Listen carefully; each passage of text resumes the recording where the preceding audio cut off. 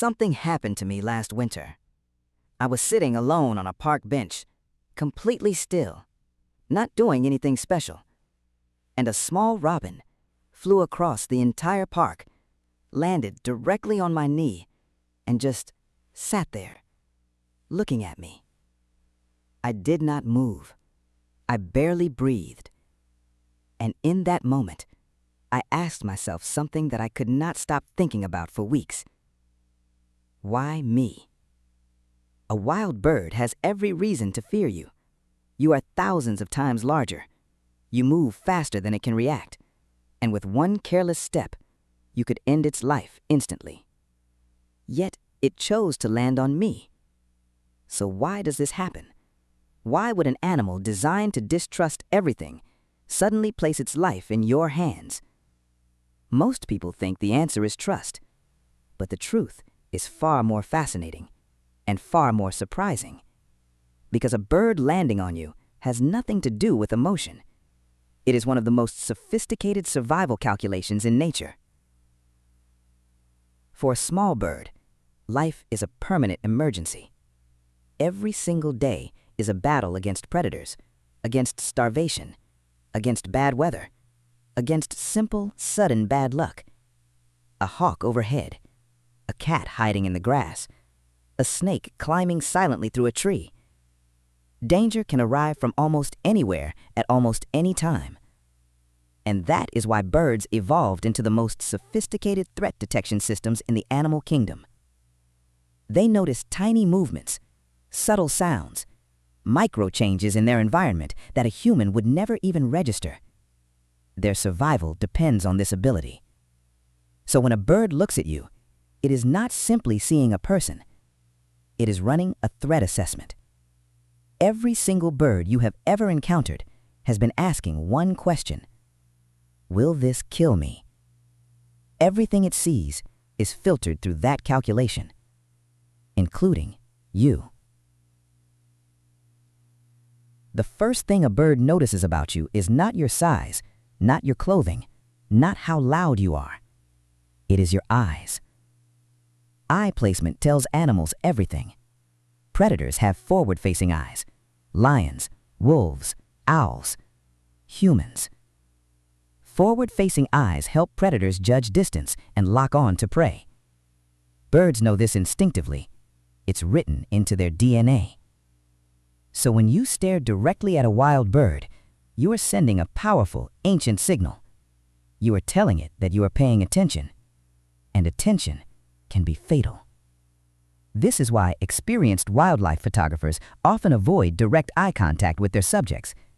Even the slightest change in where your eyes are focused can affect how safe an animal feels. To a bird, a hard, direct stare feels like targeting. Not curiosity, not friendship, targeting.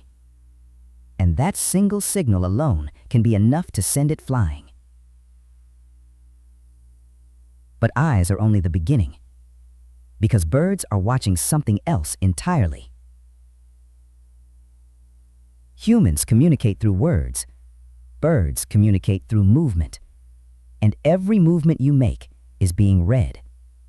The speed of your steps, the position of your shoulders, the way your hands swing, the direction your body turns. Fast movements signal danger. Sudden movements signal danger. Unpredictable movements almost always signal danger. This is why people who successfully hand-feed wild birds often appear unusually calm to those watching them. They move slowly. They stay predictable. They avoid sudden gestures. Without realizing it, they are speaking a language birds understand. A language built entirely around one concept: safety. And birds are surprisingly skilled at reading it. In fact, some species are so advanced in this ability that they can do something most people find genuinely shocking. In 2011, researchers at the University of Washington conducted one of the most remarkable bird studies ever recorded. Scientists wore specific masks while handling and disturbing crow nests. Weeks later, those same researchers returned to the area, some wearing the original masks, some wearing different ones. The crows that had been disturbed immediately recognized the threatening masks. They dive-bombed those specific researchers, scolded them aggressively, and followed them through the area, while completely ignoring the others. Long pause. But here's where it becomes extraordinary. Crows that had never personally encountered those researchers had learned to react the same way. The information had been shared, crow to crow, warning to warning, reputation spreading through the local population, which means something genuinely unsettling. When you walk through a park, some birds may already know who you are, whether you've been kind to them before, whether you've been careless, whether you're safe. They remember, and they talk. One of the most powerful factors in earning a bird's confidence is something most people never think about: consistency. Birds love predictable environments because predictability means survival. If the same person appears every morning, walks the same path, moves the same way, and never once causes a problem, that person gradually stops being a threat. They become part of the landscape, like a tree, like a bench, like a familiar sound in the background. Not dangerous, just there. But the moment behavior changes unexpectedly, the calculation resets. Because in nature, unexpected change almost always signals danger. This is why birds often become comfortable around people who visit the same location repeatedly. They are not necessarily trusting the human, they are trusting the pattern. Now we reach the part of this story that genuinely stopped me when I first learned it. Sometimes, birds approach humans not despite the danger you represent, but because of it. Long pause. Think about what happens near humans. Hawks maintain greater distance. Cats stay hidden. Ground predators become hesitant. The presence of a large, unpredictable human creates a zone of reduced threat for smaller animals nearby. You become a shield, a giant moving wall of accidental protection. That small bird feeding near your feet may not be there because it likes you. It may be there because something in that bush likes it. And standing near you is the safest option available.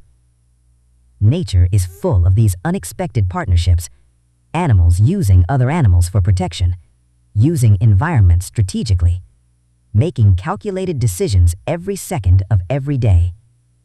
And you, without knowing it, have become part of that calculation. So when a bird finally lands on your hand, it feels magical. It feels personal. It feels like a connection. And from your side, it absolutely is. But from the bird's side, something very different is happening.